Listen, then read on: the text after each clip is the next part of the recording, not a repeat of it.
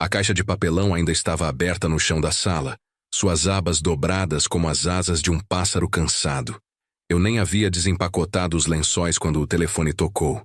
Limpei as mãos na calça jeans e atendi sem olhar o nome. Não precisava. Só uma pessoa ligava daquele jeito. Alô, seu Antônio. Só avisando que estaremos aí em umas 2 horas. Somos 20 pessoas do meu lado da família. Falei para eles que o senhor tinha espaço de sobra. Se pudesse arrumar os quartos, seria ótimo.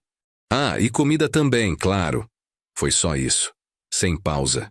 Sem será que é uma boa hora? Sem parabéns pelo sítio novo. Marcelo falou como se estivesse avisando sobre uma entrega de gás. Fiquei em silêncio por um momento, deixando as palavras assentarem como poeira no ar. Depois disse: está bem. Porque aprendi que essa é a melhor resposta quando alguém não está pedindo sua opinião. Quando desliguei, fiquei ali parado por um longo momento, ouvindo o rangido suave das madeiras novas. Havia me mudado há apenas 3 dias. Meu nome ainda estava nos papéis da pasta sobre o balcão da cozinha. Meu nome? De mais ninguém. Mas de alguma forma Marcelo já havia declarado aquilo um rancho da família. Da família dele, para ser exato. Não caminhei nervoso pela casa. Não chorei. Apenas fui até a gaveta da cozinha. Peguei um bloco amarelo e abri numa página limpa. Escrevi a data no alto. Tracei uma linha no meio. De um lado, comida, toalhas, sacos de lixo, arranjo para dormir. Do outro, jurídico, fiscalização, documentos, cópias. Sublinhei cópias 2 vezes. Não se esqueçam de se inscrever no canal e comentar de onde vocês estão assistindo. Havia 22 cadeiras na garagem que vieram com a propriedade. Contei elas na semana passada com um tipo de alegria que não sentia há anos. Imaginei elas cheias, sim, mas com amigos, risadas, churrascos de domingo. Não isso. Eles viriam quisesse eu ou não. Então decidi gostar de outra coisa. Limites. Caminhei até o quarto de hóspedes e troquei os lençóis assobiando baixinho. Não de contentamento, mas de cálculo. Quando terminei de arrumar o segundo travesseiro, já havia feito minha primeira ligação. Por décadas, eu havia me virado. Quartos que não eram meus. Cozinhas onde pisava em ovos. Depois que Silvia morreu, Rodrigo havia dito: fica aqui até o senhor se organizar, pai. Acreditei nele. Sempre acreditava. Mas 6 anos depois eu ainda estava na edícula dos fundos, lavando a roupa deles, fazendo o almoço que ninguém agradecia. Não cobravam aluguel. Marcelo gostava de apontar isso sempre. Mas cobravam tudo o mais. Meu tempo, minhas mãos, meu silêncio. Por isso este sítio importava. Não pelo tamanho ou pela vista da represa ou pelo banheiro recém-reformado. Era meu. Completamente. Havia economizado para ele como outras pessoas da minha idade economizam para cirurgias ou viagens. Sem financiamento, sem fiador, sem nome de ninguém mais no documento. Mas mesmo antes da ligação do Marcelo, eu sabia que não seria simples. Ele sempre tratou minhas coisas como propriedade compartilhada. Se eu fazia um bolo, ele levava para a família da Carla. Se eu comprava toalhas novas, ele dizia: que bom, pai. Estávamos precisando. Se eu me sentava, ele pedia: pode pegar o controle para mim? O sítio era novo, mas a dinâmica não era. Então, quando ele me disse que 20 pessoas estavam vindo, não entrei em pânico. Me preparei. Tirei os lençóis das camas extras e sacudi os cobertores. A irmã mais nova do Marcelo, a Renata, tinha problema de pele. Reclamaria se os lençóis estivessem ásperos. Limpei a pia do banheiro com vinagre. Alguém ainda deixaria pasta de dente grudada. Separei toalhas dobradas. Sabia que metade sumiria até o final da visita. Não fazia isso por medo. Fazia como quem prepara o palco antes do ato final. Meticulosamente, precisamente, com uma calma estranha. Porque a segunda página do meu bloco amarelo não listava toalhas ou lanches. Listava itens legais, política de hóspedes, códigos de posturas municipais, limites de ocupação. Havia falado com um cartório. Tinha o modelo pronto. Bastaria mais um passo, e esse passo chegaria com o som do cascalho rachando sob pneus desconhecidos. A primeira Kombi chegou pouco antes do meio-dia. A segunda chegou 10 minutos depois a Hilux, seguida de 3 pessoas carregando cadeiras de praia e uma energia que nenhuma delas havia conquistado. Contei enquanto eles se espalhavam pelo cascalho. 22. Marcelo havia contado errado, ou não se importava. As saudações foram altas, descoordenadas. Alguns acenaram na minha direção. Sem abraços, sem parabéns pelo sítio novo. Um primo acenou vagamente enquanto arrastava uma mala com rodinhas. Outra pessoa abriu a geladeira sem pedir. Não vieram com brigadeiros ou flores. Vieram com caixas de som Bluetooth, copos térmicos, carregadores de celular emaranhados e perguntas que não eram realmente perguntas. Qual a senha do Wi-Fi? Só tem um banheiro embaixo? Não me diga que não tem leite condensado. Não respondi. Apenas me afastei. Se moviam como se já tivessem estado ali antes, como se não fosse uma visita de hóspedes, mas uma mudança. A tia mais velha ocupou o quarto principal sem pedir. O primo do Marcelo largou a mochila na cama de solteiro que eu havia preparado para quando Rodrigo viesse no mês que vem. E quando voltei de guardar os casacos no armário do corredor, 2 adolescentes já estavam discutindo sobre qual cama tinha a melhor vista. Fui para o escritório pequeno, aquele com o sofá-cama e a luminária que piscava. Juntei minhas coisas do quarto maior de hóspedes silenciosamente. Ninguém se ofereceu para ajudar. Ninguém perguntou se eu estava bem abrindo mão do meu espaço. Marcelo me viu carregando minhas roupas dobradas. Deu um sorriso compreensivo, daqueles que as pessoas usam quando já tomaram a decisão por você. São só 2 semanas, seu Antônio. Ele disse, pousando a mão no meu ombro. Seja flexível. Assenti. Flexibilidade, aprendi, só é admirada quando beneficia quem está pedindo. Peguei o menor quarto da casa sem reclamar. Depois fechei a porta. Não com força, mas com propósito. E quando anoiteceu, já havia terminado de revisar o contrato que ninguém sabia que estava esperando. Coloquei a nota fiscal gentilmente sobre a mesa de jantar, bem entre uma garrafa meio vazia de pinga e as havaianas molhadas de alguém. R$ 247,63. Só para transparência, disse cruzando as mãos. Marcelo olhou para ela, mal pausando entre as garfadas. Depois a gente acerta no Pix, disse rindo, cutucando o primo que já estava mexendo no celular. Ninguém perguntou o que eu havia comprado. Ninguém se ofereceu para dividir. Assisti eles passarem os pratos como se fosse um almoço de família que eles mesmos organizaram. Mais tarde, alguém derrubou o refrigerante de uva nas almofadas da varanda. Ninguém limpou. Apenas viraram a almofada do avesso e foram embora. Naquela mesma noite, o cunhado do Marcelo tentou consertar a torneira do banheiro que pingava depois que mencionei o problema. 10 minutos depois, ouvi metal estalar, seguido dele murmurando algo sobre encanamento vagabundo. O registro de água ficou torto no lugar. A casa cheirava a marmita e cerveja derramada na 3ª noite. Ouvi música tocando à meia-noite em 2 quartos diferentes. Minhas facas de cozinha haviam sido mudadas de lugar. O suporte do papel higiênico estava quebrado, arrancado da parede. Parei de perguntar. Apenas anotei. Limpei balcões, varri farelo de salgadinho do carpete do corredor. Substituí um prato rachado por um do jogo reserva que escondi no armário de cima antes deles chegarem. Trouxeram barulho e apetite. Mas o que realmente trouxeram foi invasão.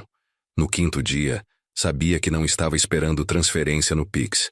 Também não estava esperando respeito. Então saí para a varanda que ainda cheirava levemente a uva artificial e abri a pasta que havia escondido debaixo das luvas de jardinagem. Meus dedos não hesitaram. O telefone tocou 3 vezes antes dela atender. Senhor Antônio, a voz disse. Está pronto? Sim, respondi. Cansei de hospedar. Ela perguntou se eu tinha os papéis impressos. Disse que sim. Já estavam empilhados no aparador da sala de jantar ao lado da nota fiscal dobrada que ninguém nunca tocou. Ao amanhecer, já estava acordado. A casa estava silenciosa naquele jeito inchado que um lugar fica depois de ser superpovoado. Chinelos demais na porta, vozes demais ainda pairando no ar da noite anterior. Grudei 2 avisos na porta da frente. Propriedade privada. Acordo de hospedagem de curta duração, obrigatório para todos os hóspedes. Depois caminhei até a mesa de jantar, tirei as xícaras de café vazias e o resto de mingau de alguém e organizei 22 cópias impressas. Cada documento listava os mesmos 3 itens. R$ 140 por pessoa, por noite. Todos os danos cobrados separadamente. Depósito total necessário antecipadamente. Coloquei uma caneta ao lado de cada pilha. Quando Marcelo desceu, estava com uma blusa que não era dele. Olhou para os avisos, depois para a mesa. "O que é isso?" perguntou, piscando para acordar. "Acordo de hospedagem", respondi. Sua risada foi curta, cortada. "Certo, engraçado." Pegou uma página, passou os olhos e olhou de volta para mim. "Está falando sério?" Não respondi. Apenas caminhei até a porta da frente, destravei e me afastei. Ele chegou na hora certa. Cabo Mendes, pontual como sempre. Havíamos conversado 2 vezes nesta semana. Uma vez sobre reclamações de barulho, uma vez sobre limites de ocupação para a zona residencial. Entrou, acenou para mim e olhou ao redor. "Bom dia", disse. "Este é o grupo?" O rosto do Marcelo ficou pálido. "O senhor chamou a polícia para a própria família?" Corrigi ele gentilmente. "Não, chamei a fiscalização municipal. Isso é a aplicação da lei." Rodrigo apareceu no corredor, esfregando os olhos. Abriu a boca, mas não falou. Pude ver o peso da situação chegando nele. Os contratos, as notas fiscais impressas, a cronologia que provava que isso não foi repentino. Cabo Mendes pigarreou. "Todo mundo aqui vai precisar assinar o acordo ou desocupar até esta noite." Marcelo derrubou o papel como se queimasse. "Isso é inacreditável." Cruzei as mãos. "Você pode ficar, Marcelo, mas não de graça. Não mais." A voz do Marcelo falhou na segunda sílaba. "O senhor não vai fazer isso de verdade, vai?" Não levantei a voz, nem pisquei. "Vou sim", disse, entregando ao Cabo Mendes a primeira pasta. "Está tudo aqui. Ligação gravada, mensagens com horário, limites de ocupação, política da vizinhança." Rodrigo deu um passo à frente, braços cruzados, tentando fazer o papel do meio termo como sempre fazia. "Pai, qual é? Isso não precisa. Eles só vão ficar um tempinho." Cabo Mendes folheou as páginas, assentindo devagar. "Na verdade", disse, "é perfeitamente legal e vocês foram informados verbalmente e por escrito." Ele deu aviso. "Estes não são hóspedes, são ocupantes sem permissão." O primo do Marcelo murmurou algo sobre "velho maluco." Alguém lá atrás bufou, mas a tia Vera acho que foi ela que explodiu. "Pensa que pode cobrar da gente como se fosse uma pousada? Somos família." Virei para encará-la. "Não, vocês não são. Vocês são família do Marcelo. Nunca me mandaram cartão de aniversário. Nunca me convidaram para nada. E passei os últimos 5 dias limpando a bagunça de vocês." O rosto do Rodrigo corou. Assisti ele morder a bochecha do jeito que sempre fazia quando sabia que não podia consertar alguma coisa. Entreguei ao cabo uma segunda pilha. Cópias de mensagens de texto, impressões do e-mail que mandei 2 noites atrás que ninguém abriu. Tudo organizado, numerado, marcado. Marcelo me olhou como se não me reconhecesse. Ele realmente gravou a ligação. Disse para ninguém em particular. "Sim", respondi claramente. Gravei. O silêncio se assentou como poeira. Ninguém estava rindo mais. Ninguém perguntou onde era o Wi-Fi. Ninguém assumiu que eu faria o jantar. Caminhei até a mesa lateral, destravei a gaveta e peguei os formulários de depósito. Cabo olhou para mim. "Posso começar a coletar assinaturas?" Não sorri, mas assenti. E quando me virei para pegar uma caneta nova, ouvi o som de alguém fazendo mala lá em cima. Ao pôr do sol, a entrada da casa era um arrastar de rodinhas, batidas de porta-malas e vozes amargas baixinhas. As 2 combis estavam carregadas de novo. Travesseiros enfiados nas janelas traseiras. Cadeiras de praia espremidas entre mochilas de viagem. Alguém derrubou meus vasos de flor na saída. Sem pedido de desculpas, apenas o som de pé se movendo mais rápido. Um dos primos mais novos jogou o braço para fora da janela quando saíram, gritando: "Vai morrer sozinho, velho." Não me encolhi, não pisquei. Fiquei no portão segurando a prancheta. Era mais pesada do que parecia, não por causa do papel, mas pelo peso de finalmente ter escolhido a mim mesmo. Rodrigo caminhou até o carro com Marcelo arrastando os pés atrás dele. A boca dela estava apertada, braços cruzados. Não olhou para mim até chegar na calçada. O senhor tornou isso hostil, disse, as palavras caindo como um tiro final. Olhei para ela e disse calmamente: não, eu apenas tornei claro. Rodrigo não olhou nos meus olhos. Entrou no carro, fechou a porta e olhou para frente. Fiquei ali até as duas Kombis e a Hilux desaparecerem na curva da estrada. O vento se levantou o suficiente para erguer a borda do aviso ainda grudado na varanda. Voltei para a casa. Abri a porta, entrei. Sem vozes, sem passos lá em cima. Sem música vazando pelas paredes. Silêncio. Coloquei a prancheta no balcão da cozinha. Limpei o anel de poeira onde alguém havia deixado um copo de refrigerante. Levei o lixo para fora. Acendi uma vela pequena que estava guardando para depois do caos. O tremular da chama projetou sombras suaves pelo azulejo. Pela primeira vez em mais de uma semana, me sentei à mesa de jantar não para limpar, não para somar recibos, não para escrever avisos ou notas, apenas para sentar. E o silêncio não estava vazio. Estava cheio de tudo que eles não levaram. Dignidade, paz e espaço que era finalmente meu de novo. Respirei fundo e então peguei o envelope que Rodrigo havia deixado na mesa lateral. O envelope não estava lacrado. A letra familiar. Traços apertados, cuidadosos, como ele usava na escola quando não queria que a professora descontasse por borrão. Espero que um dia o senhor veja como isso foi frio. Era isso. Sem assinatura. Apenas essa linha ali como se tivesse a palavra final. Não chorei. Não me desfiz ou reli procurando suavidade entre as sílabas. Dobrei uma vez, depois de novo, e coloquei na lareira. A chama pegou rápido. Papel se curva como se quisesse ser perdoado. Não concedi isso a ele. Caminhei pela casa devagar depois disso. Marcelo havia deixado toalhas amassadas no chão. O necessaire de alguém ainda estava no banheiro de hóspedes, tombado de lado. Pó de maquiagem cobrindo a pia. As camas estavam desfeitas. Lençóis saindo pelas bordas. Uma casca de pizza abandonada no parapeito da janela como uma reflexão tardia. Não peguei nada. Em vez disso, fiz mais uma ligação. Ao meio-dia do dia seguinte, uma equipe de limpeza chegou. 2 mulheres, gentis e eficientes. Fiz chá para elas e as deixei trabalhar. Não limpei a bagunça que deixaram. Documentei, tirei fotos, marquei danos, registrei as horas. Depois mandei uma fatura para Marcelo. Anexo estava uma cópia limpa do acordo de aluguel de curta duração. O nome dela assinado embaixo, traços ousados, impacientes que reconheço até agora. O e-mail tinha o título Demonstrativo final da sua estadia. Sem emoções, sem culpa, apenas fatos e números. Apenas o que ele ignorou quando assumiu que as regras não se aplicavam a ele.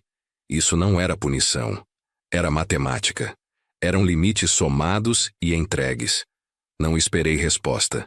Fechei o laptop, me servi uma xícara de café forte e me sentei perto da janela com vista para o caminho de cascalho. O céu estava claro. Aquele tipo de azul que parece uma página nova. E quando abri a gaveta para arquivar o recibo, notei a pilha intocada de cartões de boas-vindas que comprei antes deles chegarem. Ainda embrulhados, ainda esperando, ainda meus.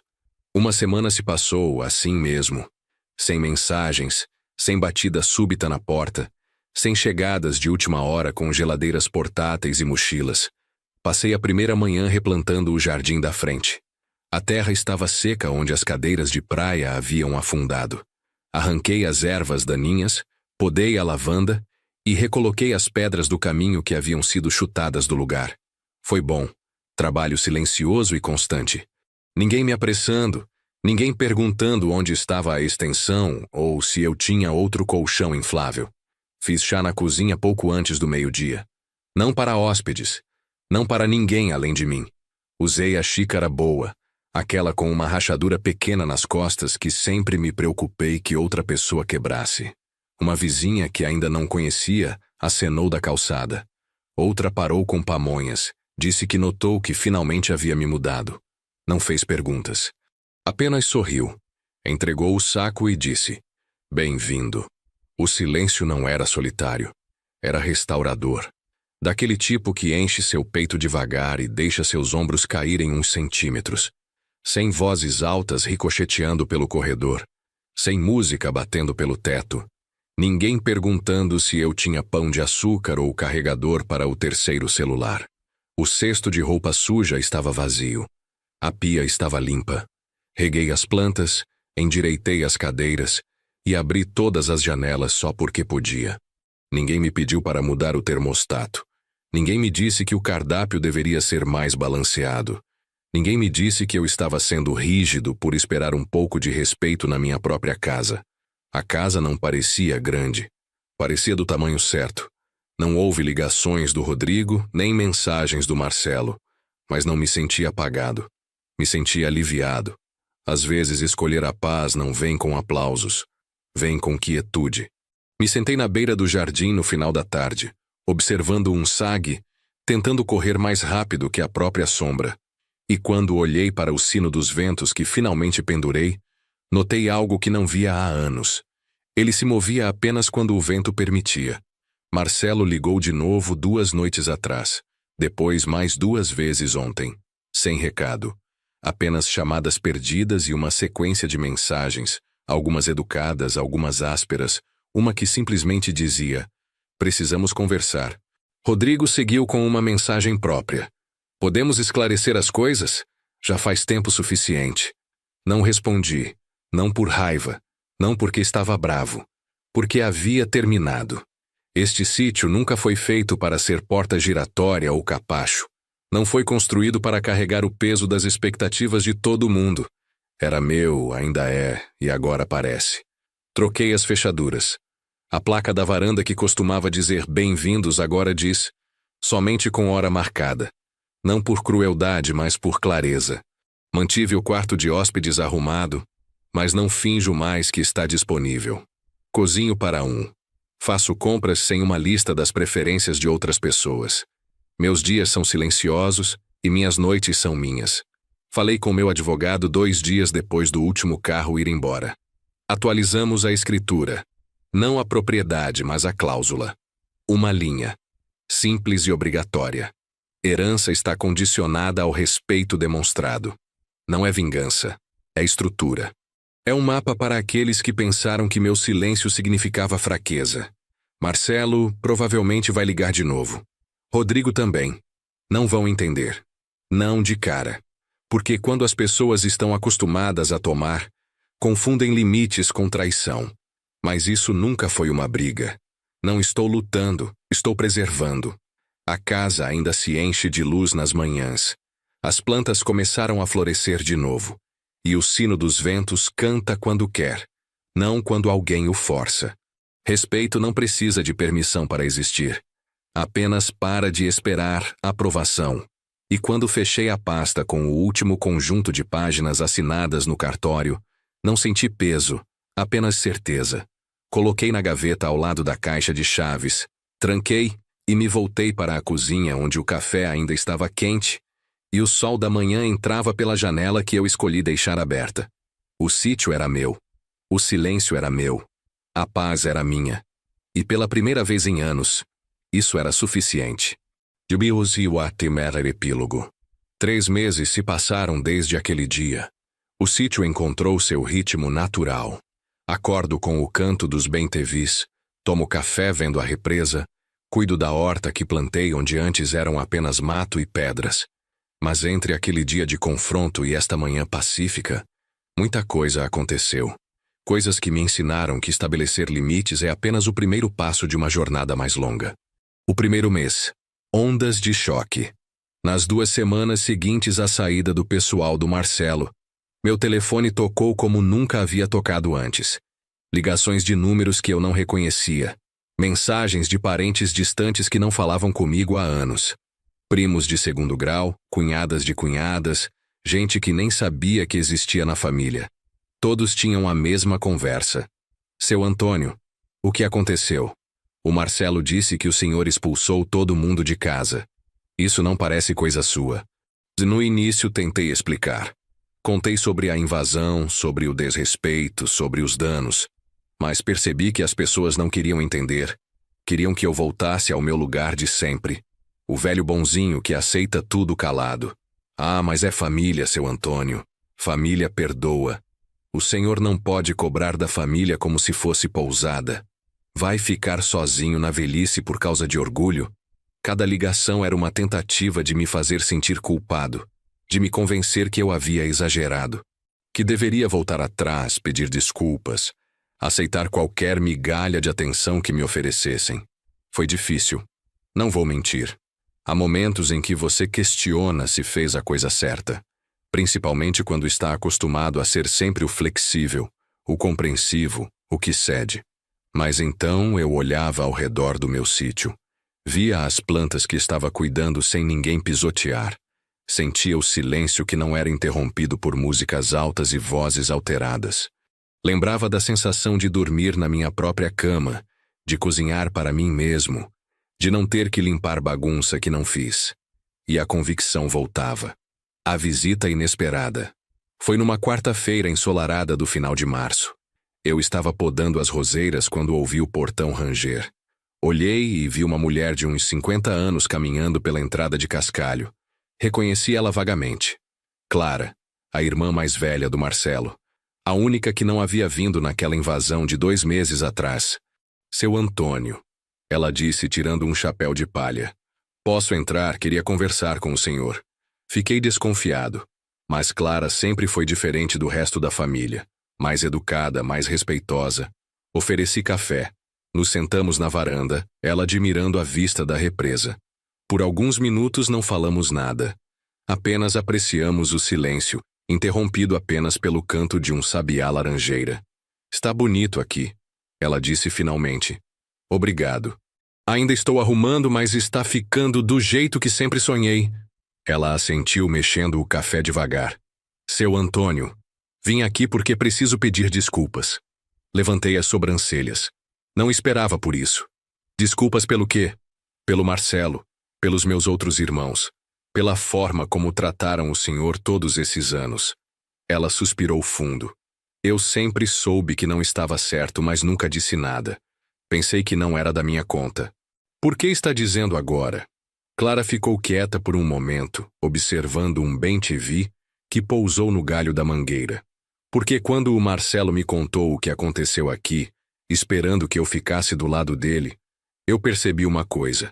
Ele contou como se fosse uma injustiça tremenda, como se o senhor tivesse enlouquecido do nada.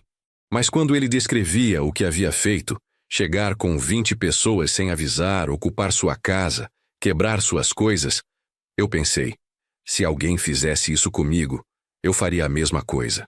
Ela parou para tomar um gole do café. Na verdade, eu faria pior. Chamaria a polícia na primeira hora, mas o senhor teve paciência de organizar tudo direitinho, dar oportunidade para eles se redimem, seguir todos os protocolos legais. Foi mais educado do que eles mereciam.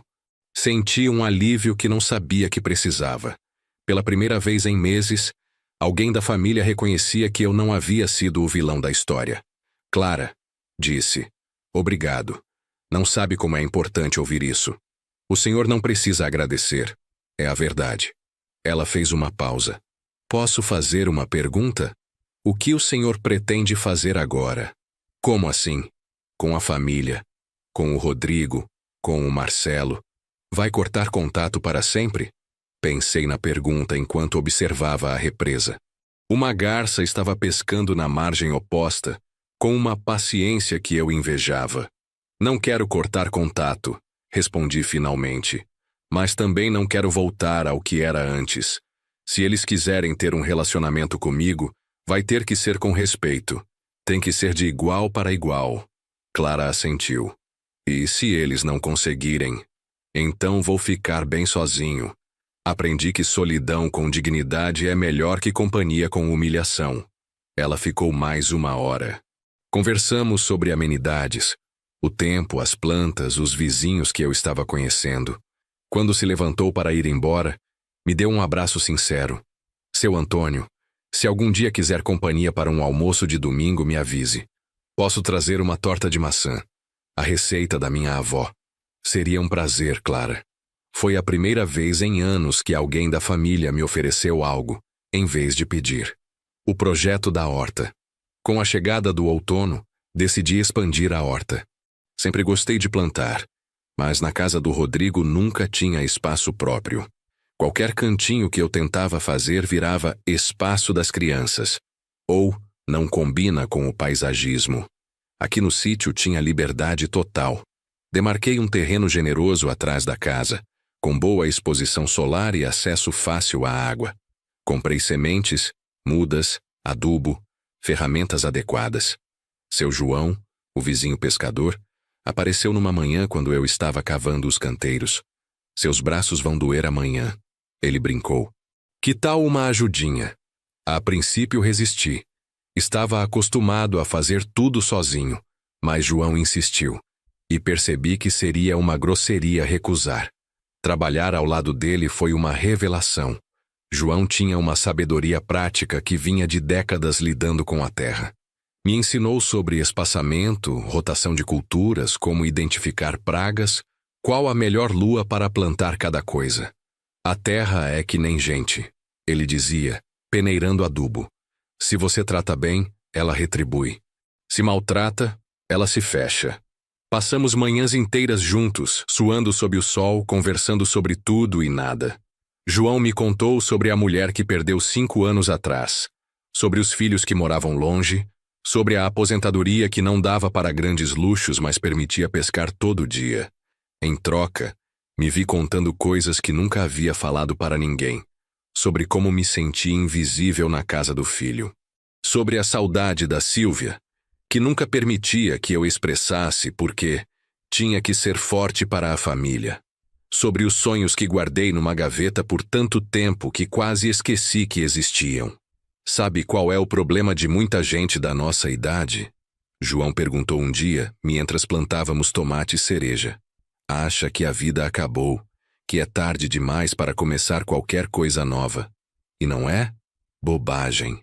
Olha essas sementes. Ele mostrou um punhado de sementes na palma da mão. Quantos anos você acha que essas plantas podem viver se a gente cuidar bem? E nós? Quanto tempo ainda temos pela frente? Não respondi na hora, mas a pergunta ficou na minha cabeça por dias. O retorno de Marcelo. Foi num sábado de manhã, 6 semanas após o incidente. Eu estava regando a horta quando ouvi o som de um carro parando na entrada.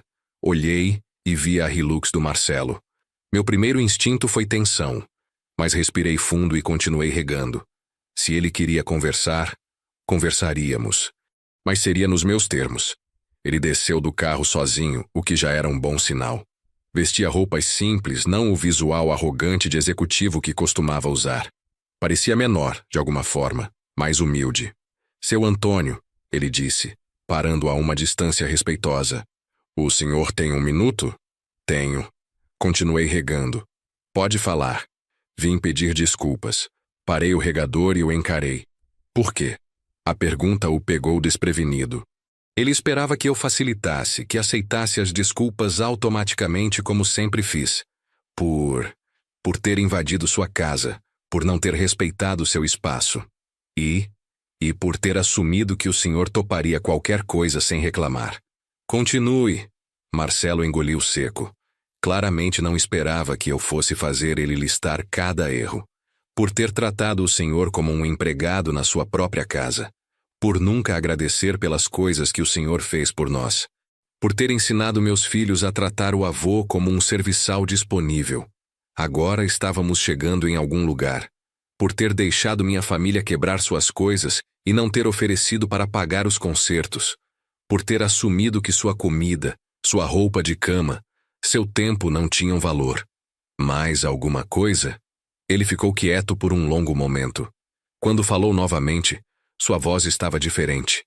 Mais baixa, menos confiante.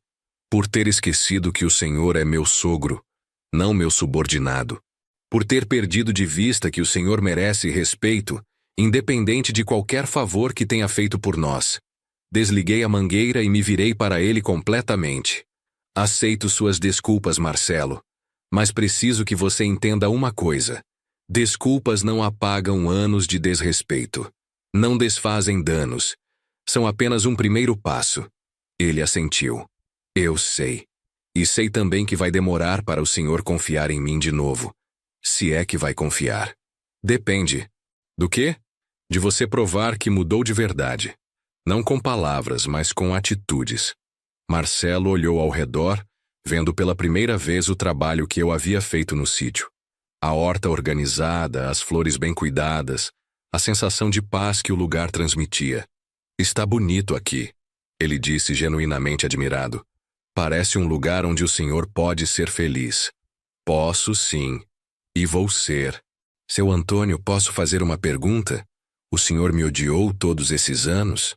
A pergunta me surpreendeu pela honestidade. Não, Marcelo, nunca te odiei. Mas me ressentir? Isso sim.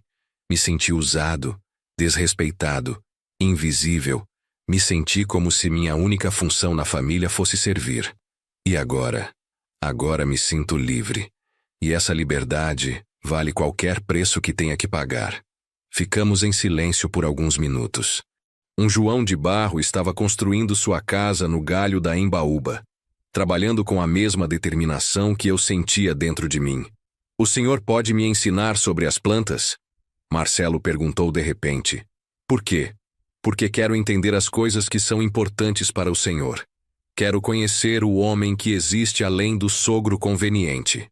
Foi uma resposta melhor do que eu esperava. Pode vir sábado de manhã se quiser, mas terá que chegar cedo. As plantas precisam ser regadas antes do sol esquentar. Que horas? 6 da manhã. Ele não reclamou do horário. Apenas assentiu. Estarei aqui. Às manhãs de sábado, Marcelo cumpriu a palavra. No sábado seguinte, às 6 em ponto, estava na porta com um termo de café e uma cara de quem acordou muito cedo, mas estava decidido a não reclamar. Começamos devagar. Mostrei como reconhecer quando as plantas precisam de água, como identificar pragas, a diferença entre ervas daninhas e plantas úteis. Ele fazia perguntas inteligentes e prestava atenção de verdade. Não falamos sobre a família nas primeiras visitas. Apenas focamos nas plantas, no trabalho manual, no ritmo calmo da manhã. Na terceira semana, ele apareceu com luvas próprias. Comprei para não precisar pedir emprestado toda vez, explicou. Na quinta semana, trouxe mudas de manjericão que havia germinado em casa. Pensei que o senhor poderia usar na horta. Eram gestos pequenos, mas significativos. Marcelo estava aprendendo a dar em vez de apenas receber. Um sábado, enquanto plantávamos feijão vagem, ele finalmente tocou no assunto que os dois evitávamos. Seu Antônio, o Rodrigo está sofrendo. Parei de cavar. Por quê? Porque sente que perdeu o pai. Ele sabe que errou, mas não sabe como consertar. E o que você acha que ele deveria fazer? A mesma coisa que estou fazendo. Vir aqui, pedir desculpas de verdade, mostrar que mudou. E por que ele não faz isso? Marcelo suspirou. Orgulho. E medo de que o senhor não perdoe. Marcelo, disse-me sentando na beirada do canteiro. Eu não estou aqui esperando ninguém me implorar por perdão. Não quero que o Rodrigo se humilhe. Só quero que ele me trate como um ser humano que merece respeito. Como eu estou fazendo? Como você está aprendendo a fazer? Ele sorriu pela primeira vez desde que as visitas começaram. É mais difícil do que parece. Mudar a forma como você trata alguém depois de anos fazendo do jeito errado. Mas vale a pena? Marcelo olhou ao redor da horta depois para mim. Vale, estas manhãs se tornaram a melhor parte da minha semana. A ligação de Rodrigo. Foi numa quinta-feira chuvosa, 2 meses depois da primeira visita do Marcelo. O telefone tocou durante o almoço. Pai! A voz do Rodrigo estava hesitante. Oi, filho. O Marcelo disse que vocês estão conversando de novo. Conversando, sim. Aprendendo a nos respeitar. Pai, eu queria pedir desculpas. Por tudo. Por ter deixado o senhor se sentir invisível na nossa casa. Por não ter defendido o senhor quando deveria. Por ter tratado o senhor como uma extensão da casa, em vez de como meu pai. Senti um aperto no peito. Eram as palavras que havia esperado ouvir por anos. Rodrigo, sempre soube que você me amava, mas amor sem respeito machuca mais que indiferença. Eu sei, pai, e sei que pode ser tarde demais para consertar, mas queria que o senhor soubesse que reconheço meus erros. Não é tarde demais. Nunca é tarde demais para começar a fazer o certo. Houve uma pausa longa. Ouvi ele respirar fundo do outro lado da linha. Pai, posso ir visitá-lo? Só eu. Quero conhecer seu sítio, e quero que conversemos, de verdade. Pode vir quando quiser, filho, mas avise antes. E venha preparado para ouvir algumas verdades que talvez não sejam fáceis. Eu mereço ouvir. A visita do Rodrigo veio no domingo seguinte. Chegou dirigindo um carro popular, não a BMW que costumava usar. Vestia roupas simples e trazia um sorriso nervoso.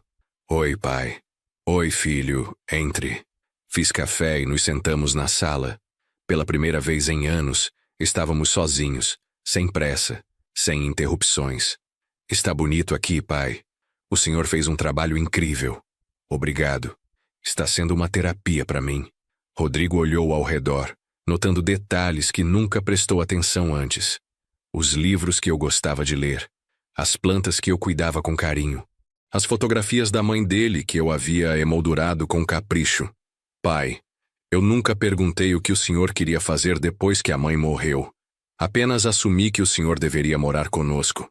Você queria me ajudar. Eu entendia isso. Mas não era ajuda, era controle. Eu controlava onde o senhor morava, como o senhor gastava o dia, até que comida o senhor comia. Rodrigo. Não, pai. Deixa eu falar. Preciso falar. Ele se levantou e caminhou até a janela. Eu tratei o senhor como um problema a ser resolvido, não como uma pessoa com vontades próprias. E o pior é que me convenci de que estava sendo um bom filho. Você estava tentando ser. Não, pai. Bom filho seria perguntar o que o senhor queria.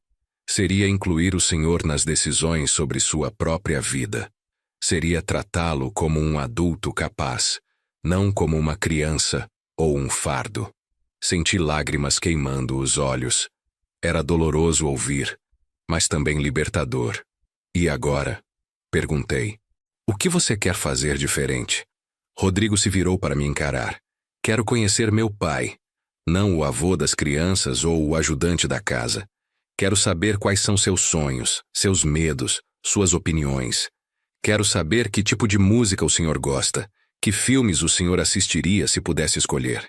E se descobrir que não gosta do que encontrar, então vou aprender a gostar, ou pelo menos a respeitar.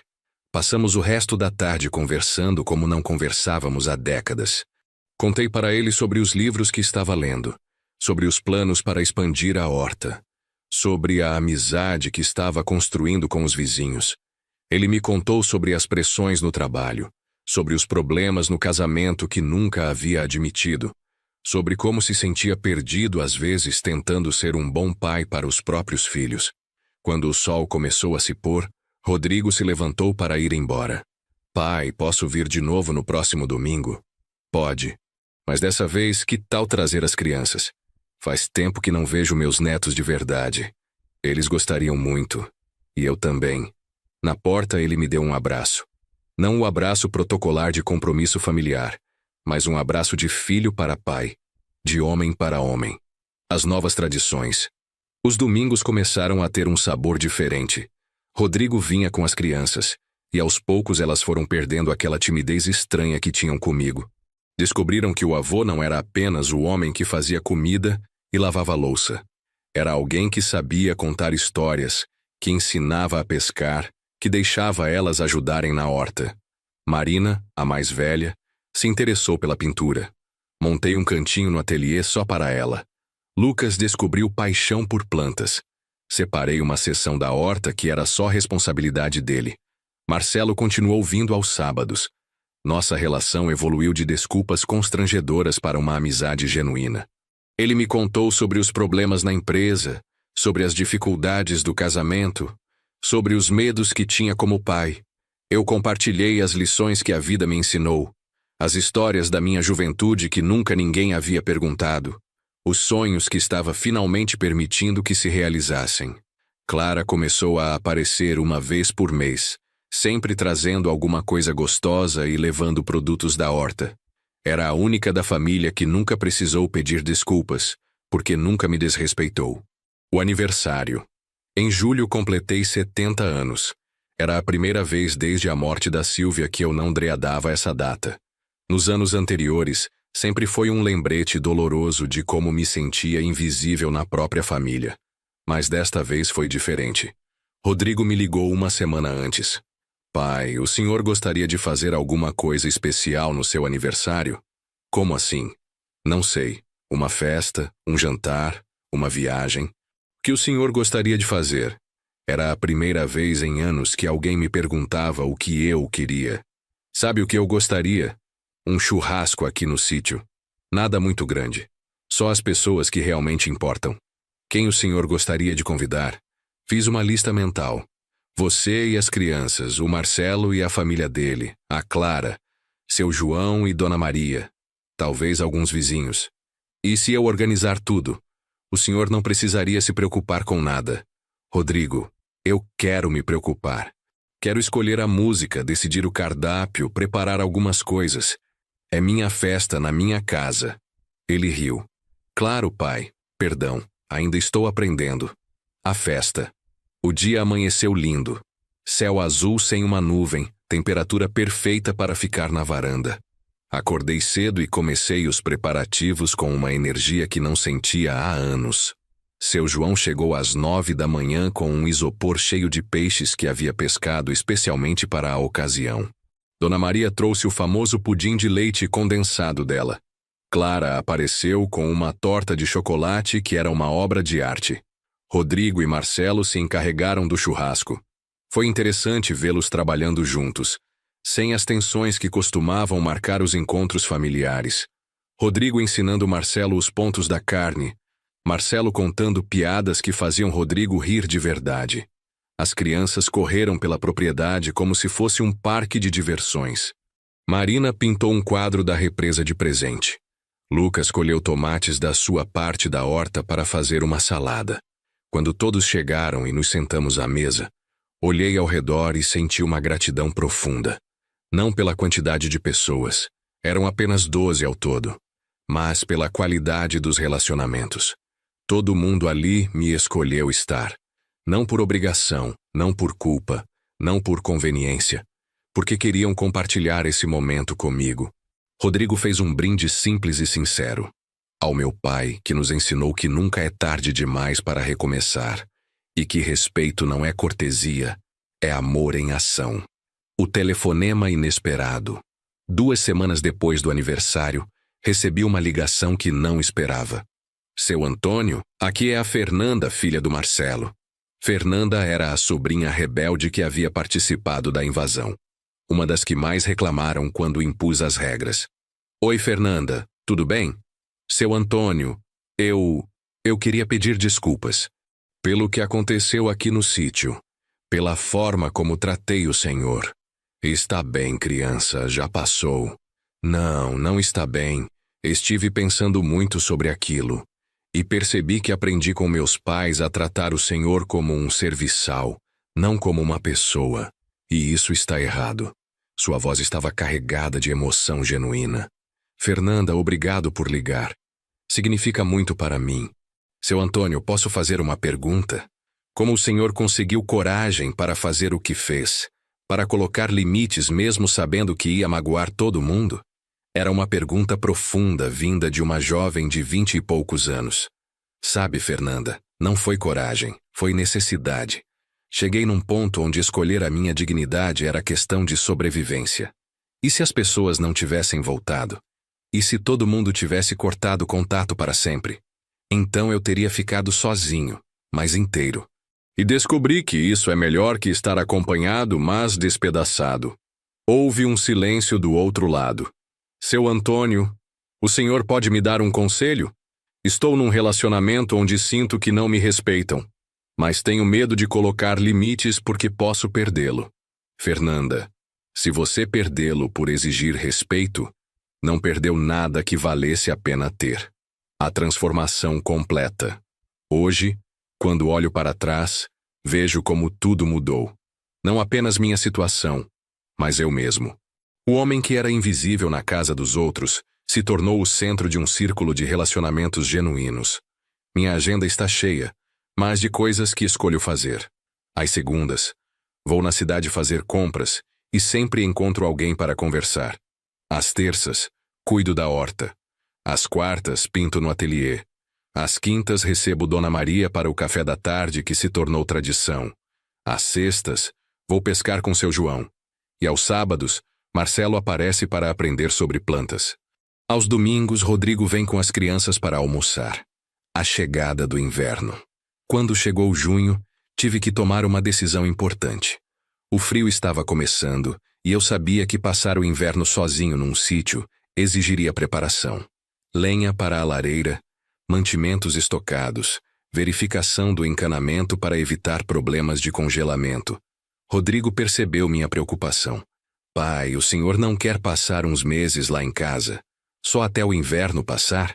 A oferta me pegou desprevenido. Era genuína, sem segundas intenções, mas também era um teste para nós dois.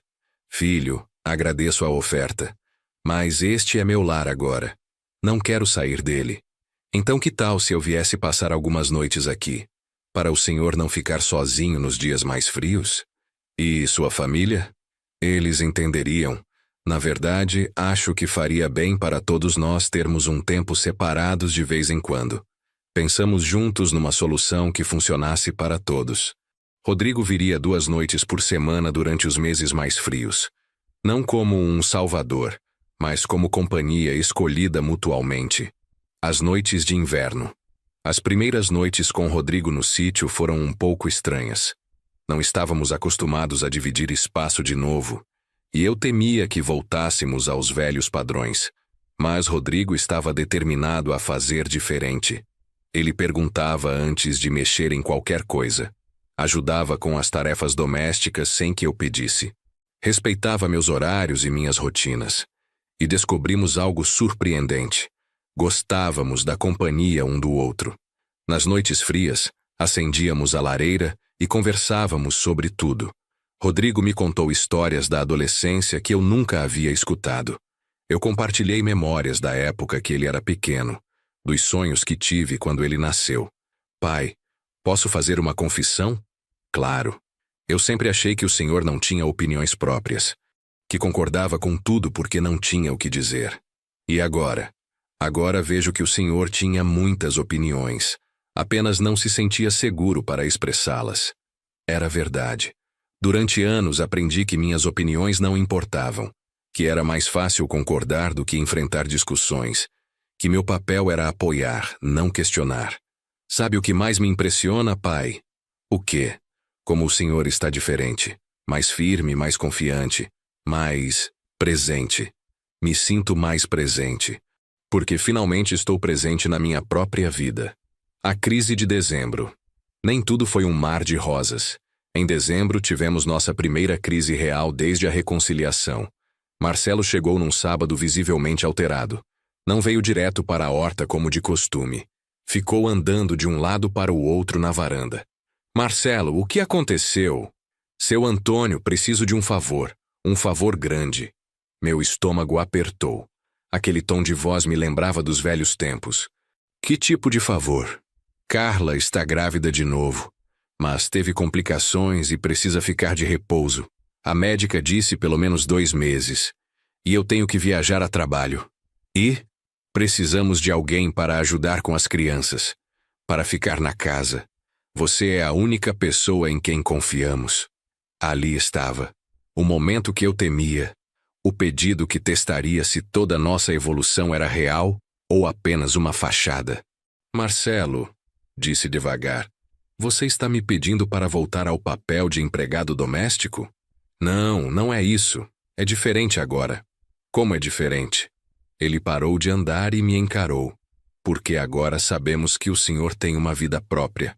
Porque agora entendemos que qualquer ajuda que o senhor dê é um favor, não uma obrigação. Porque agora respeitamos seu tempo e seu espaço. E o que exatamente você está propondo? Que o Senhor nos ajude, mas do seu jeito, no seu ritmo, com suas condições. E é claro que pagaríamos pelo seu tempo e trabalho. Fiquei quieto por um longo momento. Era uma situação delicada. Carla realmente precisava de ajuda, e eu gostava das crianças.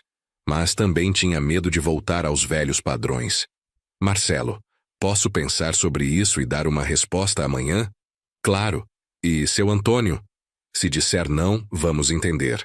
Vamos encontrar outra solução. A decisão. Naquela noite liguei para Clara. Clara, preciso de um conselho. Tu contei sobre o pedido do Marcelo, sobre meus medos e dúvidas. Seu Antônio, qual é sua intuição? Honestamente, quero ajudar. Gosto das crianças e me preocupo com a Carla, mas tenho medo de perder o que construí aqui. E se criasse condições que protegessem o que construiu? Como assim? Horários definidos, fins de semana livres no sítio, salário justo, responsabilidades claras, um contrato como fez antes. A ideia me interessou. Você acha que funcionaria? Seu Antônio, o senhor já provou que consegue estabelecer limites. Agora é questão de aplicar essa habilidade numa situação diferente. No domingo chamei Marcelo para uma conversa. Aceito ajudar, disse. Mas com condições. Quais? Abri meu bloco amarelo, o mesmo que havia usado meses atrás. Trabalho de segunda a sexta, das 8 às 5. Fins de semana são meus. Volto para o sítio. Salário de R$ 2.000 por mês. Responsabilidades limitadas. Cuidar das crianças, fazer algumas refeições, manter a casa organizada. Não lavo roupa de adulto, não limpo quartos que não sejam das crianças, não atendo ligações pessoais de vocês. Marcelo ouvia atentamente sem interromper. E se em qualquer momento eu sentir que estão me desrespeitando, volto para o sítio na mesma hora. Sem discussão. Aceito todas as condições. Tem certeza? Porque não vou tolerar voltarmos ao que era antes. Tenho certeza. E seu Antônio? Obrigado por nos dar uma segunda chance. 2 meses na cidade. Os 2 meses cuidando da casa do Marcelo foram reveladores. Não porque foram difíceis, pelo contrário. Foram a prova de que relacionamentos podem mudar quando todas as partes se comprometem de verdade. Marcelo e Carla me trataram como um funcionário respeitado, não como um parente obrigado. Pagaram pontualmente, respeitaram meus horários, agradeceram constantemente pelo trabalho. As crianças floresceram sob cuidados que não eram ditados por obrigação, mas por escolha. Ajudei Júlia com o dever de matemática porque queria, não porque era esperado. Ensinei Pedro a fazer pipa porque ele demonstrou interesse, não porque precisava mantê-lo ocupado. Carla, durante o repouso, começou a me ver de forma diferente também. Conversávamos durante as tardes, e ela me fazia perguntas sobre minha vida, meus gostos, minhas experiências. Pela primeira vez, senti que uma nora me via como pessoa completa, não apenas como extensão do marido. Seu Antônio, posso falar uma coisa? Claro, filha. Eu nunca parei para pensar como o senhor se sentia na nossa dinâmica familiar. Sempre assumi que o senhor gostava de cuidar de todo mundo. E eu gostava. Mas queria escolher quando e como fazer isso. Entendo agora. E me desculpe por ter demorado tanto para entender. O retorno ao sítio. Quando Carla se recuperou e voltei definitivamente ao sítio, foi como voltar para casa depois de uma viagem de negócios bem-sucedida. Havia cumprido minha parte do acordo, mantido minha dignidade e fortalecido os relacionamentos familiares. Mas o melhor de tudo era a sensação de que tinha escolha. Havia ajudado porque quis, nas condições que estabeleci, e podia voltar para minha vida sabendo que não havia compromissos forçados no horizonte. O ateliê de pintura. Com mais tempo livre de volta ao sítio, mergulhei de cabeça na pintura. O que começou como uma curiosidade se tornou uma paixão genuína. Meus primeiros quadros eram simples. A vista da represa, a horta no final da tarde, o sino dos ventos contra o céu azul. Mas, aos poucos, fui me aventurando em temas mais complexos. Pintei retratos da Sílvia baseados em memórias. Paisagens imaginárias que combinavam lugares que conheci ao longo da vida. abstratos que expressavam emoções que nunca soube como verbalizar. Dona Maria viu alguns quadros numa visita e ficou impressionada. Seu Antônio, isso é arte de verdade. O senhor deveria expor em algum lugar. A ideia me pareceu absurda no início. Quem iria querer ver quadros de um senhor de 70 anos que começou a pintar na velhice? Mas Clara, quando soube, foi mais longe. Seu Antônio, tem uma galeria na cidade que expõe artistas locais. Que tal se eu marcasse uma conversa para o senhor? Clara, não sei não. O que o senhor tem a perder? A primeira exposição. Em setembro, aconteceu algo que nunca imaginei. Minha primeira exposição individual. A galeria era pequena, aconchegante, frequentada principalmente por turistas e artistas locais. Helena, a proprietária, havia gostado dos meus trabalhos e oferecido um espaço para uma mostra de um mês. Sua pintura tem algo especial, ela disse. Uma honestidade que não se vê muito por aí. Pessoas pintam para impressionar. O senhor pinta para expressar. A abertura foi numa sexta-feira de tarde. Convidei apenas pessoas próximas. Rodrigo e família, Marcelo e Carla, Clara, os vizinhos, alguns amigos novos que fiz na cidade. Quando chegamos na galeria e vi meus quadros emoldurados e iluminados profissionalmente, tive um momento de irrealidade.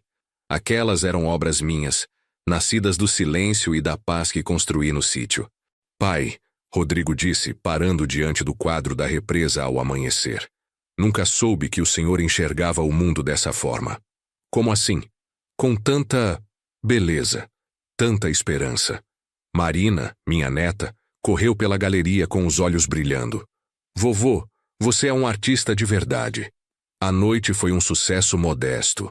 Vendi 3 quadros e recebi encomendas para outros 2. Mas o mais importante foram os comentários das pessoas. Estranhos parando para dizer como as pinturas os tocaram. Como reconheciam emoções nas cores e pinceladas. É isso, pensei na volta para casa. É assim que me sinto quando minha vida é verdadeiramente minha. As lições aprendidas. Durante os meses seguintes, a vida encontrou um equilíbrio que jamais pensei ser possível. Não era perfeita. Nenhuma vida é. Mas era minha. Totalmente minha. Aprendi que estabelecer limites não me tornou uma pessoa ruim. Me tornou uma pessoa respeitada. Aprendi que dizer não, quando necessário, abriu espaço para sim mais significativos. Aprendi que família de verdade não é quem divide seu sangue, mas quem honra sua humanidade. Rodrigo e eu desenvolvemos uma relação que nunca tivemos quando ele era criança. Talvez porque agora os dois éramos adultos completos. Cada um responsável pela própria felicidade. Marcelo se tornou algo que nunca esperava. Um amigo. Alguém com quem posso falar sobre medos, sonhos, decepções. Alguém que me vê como pessoa completa, não apenas como uma função familiar. O segundo aniversário. Meu segundo aniversário no sítio foi completamente diferente do primeiro. Desta vez, não precisei planejar nada. As pessoas que me amavam se organizaram sozinhas. Clara coordenou o evento. Rodrigo cuidou do churrasco. Marcelo trouxe bebidas. As crianças fizeram cartões artesanais. Dona Maria fez um bolo de chocolate que era uma obra-prima. Mas a surpresa maior veio de uma fonte inesperada. Seu Antônio. Helena da galeria disse, chegando com um embrulho grande. Trouxe uma coisa para o senhor. Era um quadro emoldurado. Não um dos meus, mas uma pintura que ela havia encomendado de outro artista local. É o senhor, ela explicou, pintando na varanda do sítio. Olhei para a tela e vi um homem de cabelos grisalhos, concentrado numa pintura, cercado pela beleza natural do campo. O artista havia capturado algo na expressão que me surpreendeu, contentamento profundo. Por que fez isso? Porque o senhor se tornou inspiração para muita gente na cidade. Uma prova de que nunca é tarde para recomeçar. O legado. Hoje, 3 anos após comprar o sítio, recebo visitas de pessoas que ouvi minha história e querem conselhos. Viúvas que se sentem perdidas. Homens aposentados que não sabem o que fazer com o tempo livre. Pessoas de todas as idades que se sentem presas em relacionamentos que não as respeitam. Não me considero guru nem conselheiro. Apenas alguém que aprendeu, um pouco tarde talvez, que nossa vida é nossa responsabilidade, que podemos escolher como queremos ser tratados, que podemos exigir dignidade sem pedir desculpas por isso. A receita não é complicada. Costumo dizer: primeiro, descubra o que você precisa para ser feliz. Segundo, comunique isso claramente para as pessoas ao seu redor. Terceiro, mantenha suas palavras. Quarto, aceite que nem todo mundo vai gostar das suas escolhas. E isso está bem. A visita de Fernanda. No final do 3º ano, Fernanda veio me visitar pessoalmente. Estava diferente da jovem rebelde que havia conhecido. Mais madura, mais segura de si. Seu Antônio, lembra do conselho que me deu pelo telefone? Sobre não ter medo de perder alguém por exigir respeito? Lembro. Segui seu conselho. Terminei o relacionamento que me maltratava. E como se sente? Livre. Assustada, mas livre. Medo faz parte. Coragem não é ausência de medo. É agir certo apesar do medo. Fernanda passou o domingo conosco. Ajudou na horta, aprendeu a pescar com seu João, pintou ao meu lado no ateliê. Quando foi embora, me deu um abraço apertado. Obrigada por me ensinar que é possível recomeçar. A proposta inesperada. No início do 4º ano, recebi uma proposta que mudaria tudo mais uma vez. Helena da galeria me procurou com uma ideia ambiciosa. Seu Antônio, que tal transformar parte do sítio num centro de arte rural? Um lugar onde artistas locais possam vir trabalhar, dar oficinas, expor seus trabalhos? Não sei, Helena. Gosto da minha tranquilidade. Seria controlado. Pequenos grupos, artistas sérios, pessoas que respeitariam seu espaço. E o senhor continuaria sendo o dono, estabelecendo as regras. A ideia me intrigou. Havia espaço suficiente no sítio. E gostava da ideia de compartilhar a paz que encontrei aqui com outros artistas. Como funcionaria? Oficinas de fim de semana, algumas vezes por mês. Retiros de pintura de 5 dias, talvez 4 vezes por ano. Sempre com grupos pequenos, máximo 10 pessoas. E o senhor seria o anfitrião, não o empregado. Preciso pensar. A decisão final. Conversei com Rodrigo, Marcelo, Clara, Dona Maria, seu João. Todos acharam a ideia fantástica. Pai, Rodrigo disse, seria perfeito para o senhor. Combinaria suas 2 paixões, cuidar do sítio e pintar. E não seria trabalho, Marcelo acrescentou. Seria compartilhar o que o senhor ama com pessoas que vão valorizar. Depois de 2 semanas refletindo, dei minha resposta para Helena. Aceito, mas com condições. Sorriu. Claro, quais? Grupos pequenos, como disse. Pessoas sérias, não turistas barulhentos. Nada de música alta ou bebedeira. E eu mantenho o controle total sobre minha propriedade. Perfeito. E seu Antônio? Acho que o senhor vai se surpreender com o quanto vai gostar. O primeiro retiro. O primeiro retiro de pintura aconteceu em maio. 6 artistas de várias idades vieram passar 5 dias pintando a paisagem rural, aprendendo técnicas, compartilhando experiências. Eu estava nervoso no início. Será que conseguiria ser anfitrião sem voltar aos velhos hábitos de servir a todos indiscriminadamente? Mas Helena havia escolhido bem os participantes. Eram pessoas respeitosas, genuinamente interessadas em arte, gratas pela oportunidade de trabalhar num ambiente tão bonito. Senhor Antônio, disse uma senhora de Campinas, este lugar tem uma energia especial. Dá para sentir a paz que o Senhor criou aqui. Durante os 5 dias, não me senti explorado nem desrespeitado. Me senti útil de uma forma nova e gratificante. Estava compartilhando algo precioso, meu refúgio, minha arte, minha experiência, com pessoas que verdadeiramente valorizavam. O reconhecimento. 6 meses depois do primeiro retiro, recebi uma ligação inesperada. Seu Antônio, aqui é do jornal local. Gostaríamos de fazer uma matéria sobre o senhor. Sobre mim? Por quê? O Centro de Arte Rural que o senhor criou está chamando atenção. Artistas de São Paulo estão vindo especificamente para participar dos seus retiros. Queremos contar sua história. A matéria saiu numa quinta-feira. O título era: Aos 73 anos, aposentado encontra nova vida como artista e empreendedor rural. Rodrigo me ligou assim que leu. Pai, estou orgulhoso do Senhor. Por quê? Porque o Senhor provou que nunca é tarde para ser quem sempre deveria ter sido. O círculo completo. Hoje, enquanto escrevo estas memórias no meu ateliê, posso ouvir vozes na varanda. É domingo, e a família está aqui para nosso almoço semanal. Mas agora é diferente. Rodrigo está ensinando Pedro a identificar passarinhos. Marcelo está ajudando Marina a misturar tintas. Carla está conversando com Clara sobre um livro que estão lendo no clube de leitura que formaram. Todo mundo aqui escolheu estar aqui. Todo mundo contribui de alguma forma. Todo mundo respeita o espaço e o anfitrião. Não é a família perfeita que vemos nos filmes. É melhor que isso. É uma família real, com pessoas imperfeitas que aprenderam a se valorizar mutuamente. O telefone toca. É Helena. Seu Antônio, tem um grupo de São Paulo que quer vir para um retiro especial. Artistas seniores, todos acima de 60. Eles querem aprender sobre como começar uma carreira artística na terceira idade. Quantos?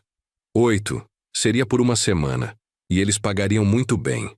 Olho pela janela e vejo minha família almoçando em harmonia na mesa que eu escolhi, na casa que comprei, no sítio que transformei num lar de verdade. Pode agendar, Helena. Será um prazer recebê-los. Porque aprendi que generosidade verdadeira só acontece quando vem da abundância, não da escassez. E hoje, finalmente me sinto abundante. Abundante de tempo, abundante de paz, abundante de relacionamentos genuínos, abundante de propósito. O sino dos ventos toca na brisa da tarde. E eu sorrio. Está tocando porque quer, quando quer, como deve ser. Assim como eu vivo agora. O sítio é meu. A dignidade é minha.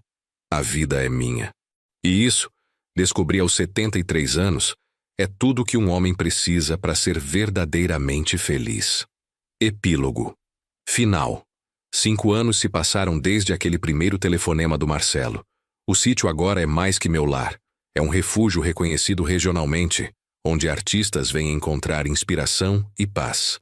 Minha agenda está cheia de atividades que escolho. Retiros de pintura, oficinas para crianças, encontros de artistas locais. Cada evento é planejado com cuidado, respeitando meus limites e valorizando meu trabalho.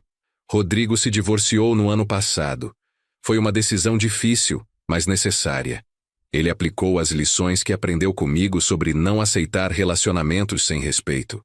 Hoje é um pai mais presente para as crianças e um homem mais feliz consigo mesmo. Marcelo e Carla estão bem.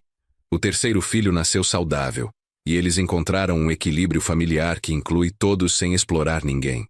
Marcelo virou sócio minoritário do Centro de Arte, ajudando com a parte administrativa. Clara se casou de novo aos 55 anos, com um viúvo gentil que a trata como rainha. Nunca é tarde para encontrar o amor de verdade, ela me disse no casamento. O Senhor me ensinou isso. E eu continuo pintando, plantando, pescando, vivendo, alguns dias sozinho, outros rodeado de pessoas que escolho ter por perto. Alguns dias quietos, outros cheios de atividade criativa. Mas todos os dias, absolutamente todos, com dignidade. Essa é minha vitória. Não sobre a família que me desrespeitou, mas sobre o homem que aceitava esse desrespeito. Não é uma vitória de guerra, é uma vitória de paz. A paz de quem finalmente aprendeu seu próprio valor. Agora, quando o telefone toca, não sinto mais aquele aperto no estômago, porque sei que posso escolher atender ou não. Sei que posso dizer sim ou não conforme minha vontade e disponibilidade. E quando respondo, é sempre do meu jeito, no meu tempo, com minha dignidade intacta. O sítio que comprei para ser meu refúgio se tornou meu legado. Um lugar onde demonstrei que é possível mudar a dinâmica de relacionamentos tóxicos, onde provei que nunca é tarde para escolher a si mesmo. As pessoas que me visitam hoje saem diferentes, inspiradas, com coragem para estabelecer seus próprios limites, para exigir seu próprio respeito. E isso, descobri, é o melhor presente que posso dar ao mundo. A prova viva de que dignidade não é um luxo, é um direito. E que todos nós, independente da idade, merecemos viver com ela. O sino dos ventos balança suavemente na brisa da tarde. As plantas da horta crescem vigorosas. A represa reflete o céu dourado do final do dia. E eu, sentado na varanda da casa que é verdadeiramente minha, sorrio sabendo que cada escolha que fiz para chegar até aqui valeu a pena. Porque o maior patrimônio que um homem pode deixar não é dinheiro ou propriedades. É o exemplo de uma vida vivida com dignidade. E essa é a herança que estou construindo, um dia de cada vez, neste sítio que se tornou muito mais que um lar. Tornou-se a prova de que nunca é tarde para ser quem sempre deveríamos ter sido. Obrigado por me acompanharem nesta jornada. Se gostaram desta história, por favor curtam este vídeo. Inscrevam-se no canal e compartilhem seus pensamentos sobre esta história nos comentários. Para ouvir a próxima história, cliquem na playlist que está sendo mostrada agora.